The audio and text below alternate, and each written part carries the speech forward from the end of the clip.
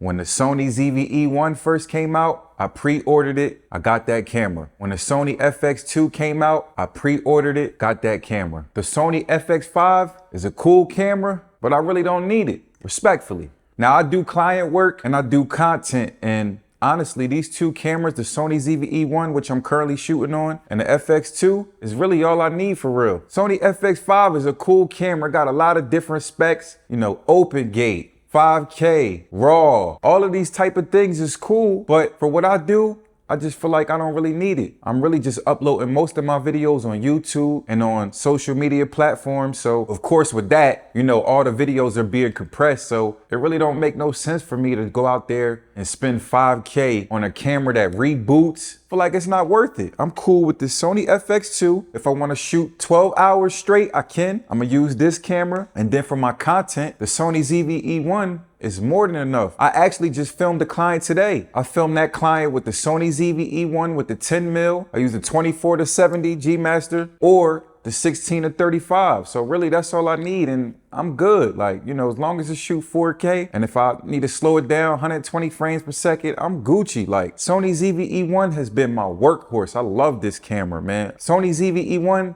to me is my favorite camera. Besides the overheating, it always comes through, man. But on YouTube for the last 2 days on my timeline is nothing but FX5 videos. And of course I watch multiple videos just to see, and it's dope, but is it worth me selling my two cameras to upgrade to the Sony FX5? I don't think so. Like I know all the ins and outs of the Sony ZV-E1. I changed all the different settings to my liking and I feel like that camera's perfect. Like number one reason why I feel like I don't want to upgrade to the Sony FX5 is mainly because the camera reboots. I don't want to have to reboot the camera every single time I change settings. Like that could just really get frustrating, especially if you got clients or, you know, people around. It's like, bro, I don't want to have to wait for the camera to reboot. I have two powerhouse cameras. The FX2, slept on camera. I'll definitely use it, but my go-to is the Sony ZV-E1, and I'm good with those two cameras, man. All the content on YouTube right now definitely makes me want to upgrade, but it's like, to me, it's not worth it. Doing corporate work, client work, social media content,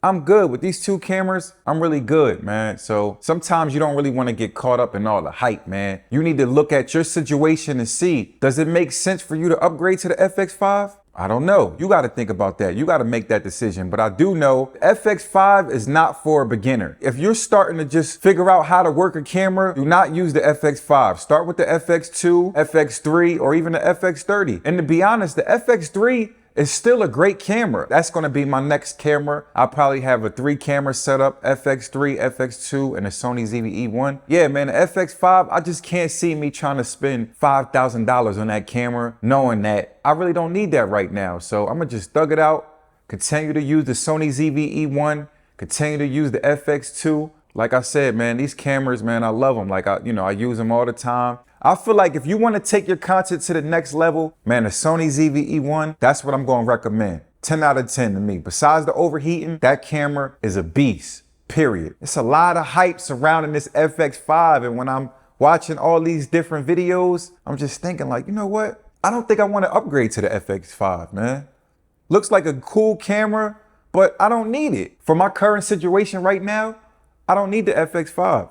Y'all let me know your thoughts, man. All the popular camera gear content creators are dropping videos, and you know, sometimes when you see all of this hype, it makes you feel like you're missing out. But to me, I feel like I'm not missing out on anything, man. You know, I invested thousands of dollars in my current gear and I feel like I'm good, man. If I get like a brand deal or something and, you know, I'm able to just cash out, I'm gonna definitely invest into the FX5. But for right now, it just doesn't make any sense for my current situation right now, man. Y'all let me know your thoughts, man. Yeah, man, I just wanted to chime in and, you know, share my story, because I know a lot of people, man, especially content creators, or if you're just trying to just film for YouTube, you don't need the FX5, man. I'm gonna keep it 100 with you, bro. I get amazing content with the Sony ZV-E1 and the FX2. And I still got the Sony ZV-1 and I have a handy cam and, you know, drone and all that. But regardless, man, you do not need to get the latest and greatest camera, man. As long as you can shoot in 4K, shoot in 60 frames or 120 frames per second, you're really Gucci for real, especially for social media and YouTube. You straight. So don't never feel like you're missing out. Use what you have and make it do what it do, man. Learn the camera, whatever camera you use, learn the ins and outs of your camera, man. You gotta get your reps in, know your camera, change the settings to your liking, learn storytelling, learn how to edit. There's so much more than just having an expensive camera. I guarantee it's somebody out there that pre-ordered the FX5, and when they get that FX5, they ain't gonna know what to do. Why? Because they don't know the basics. They don't understand how to use and work the camera. So really it's pointless. They just throwing money away, for real, for real. So don't get caught up in the hype, man. If the FX5 helps your situation, cop up, you heard? But if you just purchasing that camera because of the hype, you tripping. That's just my thoughts, the homie LA Mars. Y'all let me know your thoughts in the comments, man. Remember DDHD, dreams don't have deadlines, and I'll catch y'all in the next one. Let's get it. And now,